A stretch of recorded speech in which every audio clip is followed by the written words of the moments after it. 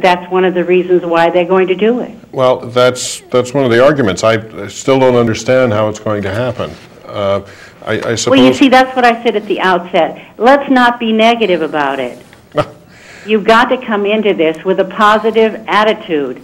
Well, if it happens, we'll all do our best to make it work. Certainly we will. It's just that we're adding that additional task to the task that we already have of helping our clients. Well, you know, you do recognize that there is going to be a finite amount of money, correct? Certainly. Well, then we have to be realistic if we want to have our clients and serve them as best we can. There has to be a creative way to deal with less and less amounts of money. I agree with that. You can't assume that money is always going to be there. Now, I disagreed to a large degree from your last caller because I think he got off on a tangent, and I think some of the things that you mentioned about this one individual girl was very appropriate. She had an opportunity to work with people that she may not, and I hope she will, may not have that again in her lifetime. So I think, but that just shows the amount of caring that state people have for their clients. And I can't see that diminishing if things are going to be consolidated. I don't see that it's a negative. I just think it's a way to continue serving New Connecticut citizens' needs, but recognizing that there is a finite amount of money with which to do it. I never said that the dedication of human service workers, whether state employees or nonprofit, would go down. Morale may go down because... Well, it shouldn't. That's where the administrators come in, and that's one of the most important things that they should be doing in order to collect their salary. If they are not people who are motivators and who are people who never let you forget why you're doing the job you're doing, and if they can't do that, they shouldn't be in the job. I'm going to have to take the next call, but I thank you for your call. I understand that. Thank you very much. Oh, next call hung up. Oh. If you called us, call back. I don't see the other call on there. Yeah, I appreciate what that woman was trying to say. But look at what happened to the Department of Social Services when it was created from the Department of Income Maintenance and Housing and Elderly Department of Aging at that time and several others, Bureau of Rehab Services. Where are they now? They're all lost in 25 Sigourney Street, and they are all frustrated. Morale is low because they are working with people who they think don't understand them. I think there's also a scary component where if you have this one umbrella under one name, it's easy to eliminate things without people knowing what's missing anymore. Mm-hmm. It's like if you throw everything in a closet and you take out one thing, who's ever going to know? It's kid thinking, you know, Mom will never know. But if everything's identified and organized and in its place on a shelf or something, you know when it's missing. I'm afraid about that, and I'm also afraid that, yes, the effort that is being put forth here is in the guise of saving money for the state.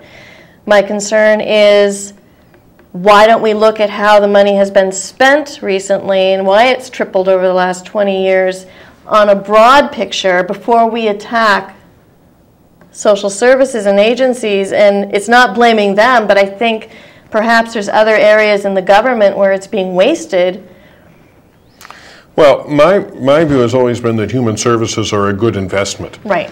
For every dollar in the human service budget, almost all of it goes to services, goes to staff salaries, goes to things that directly benefit people. Even the direct subsidies that go to clients go from there to landlords and grocery stores directly, not to investments. The community. Into the community.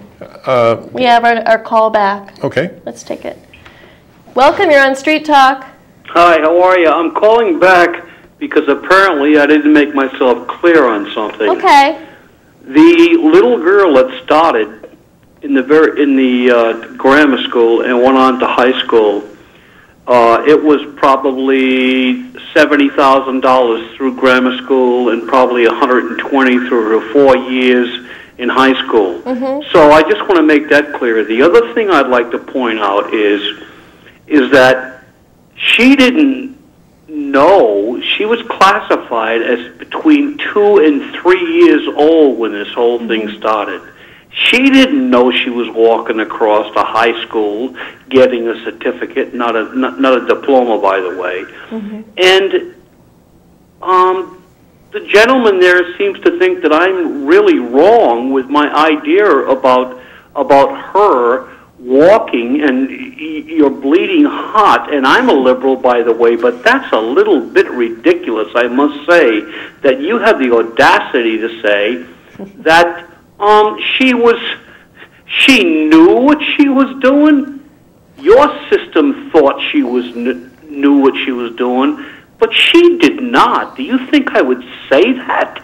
Well, I don't know. I don't know. You say you don't know. I'm telling you. Okay. I can't, without knowing the situation, I can't say that she got much out of the experience, or that the program designed for her made much sense. I don't know what it was, but all I meant to say was that people should have the opportunity to do as much as they can in the most integrated setting they can. I told you she was 2 or 3 years old. Okay. What is the opportunity to go on beyond that age? Without knowing you personally, sir, it's impossible to respond to you in any reasonable way. Okay, now you're going to interrupt me and you're going to shut me off, right? I'll probably hang up on you. Yeah, I guess so. All right. Have a good night. Bye. Thank you.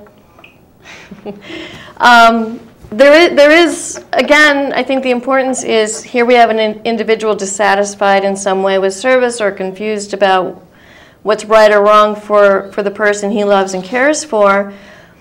Where is that person's voice going to be in trying to communicate in this big umbrella, in this big structure? Is it going to be lost even more, where he can say to, I mean, calling into a show is one thing, but to try to communicate even now within these different agencies is tough, to advocate for yourself or your family. Yeah. I didn't mean to come out as strongly as I apparently did in defense of what apparently was not a good plan. I don't know. Certainly every agency makes mistakes. I don't know why this person was there getting a program that didn't help her. I'm not sure why it cost so much to keep her there. But I think there ought to be something. Well, let's try to do a little sort of ad hoc service planning here. We want her in as integrated a setting as possible, assuming that she can get something out of interacting with the other kids. If she can't, maybe that's not as important. But most people can respond to others at some level. We want her to learn as much as she can about her environment as she sees it. Again, that may not be academic schoolwork, but it may be, maybe their focus is tying her shoes. And maybe you don't need to be in school for that, but there ought to be some next task that she could focus on. And the staff that are working with her ought to have an appropriate, a plan that's appropriate for her level of sophistication. Individually developed. Right. So, with those two principles in mind, I can't say anything more about the plan that was developed. Right. Maybe it was a waste. He certainly seems to think so, and he knows the situation better than I. I don't see how, whether special education is integrated in, or the Department of Developmental Services is integrated into a larger department or not, is going to change that.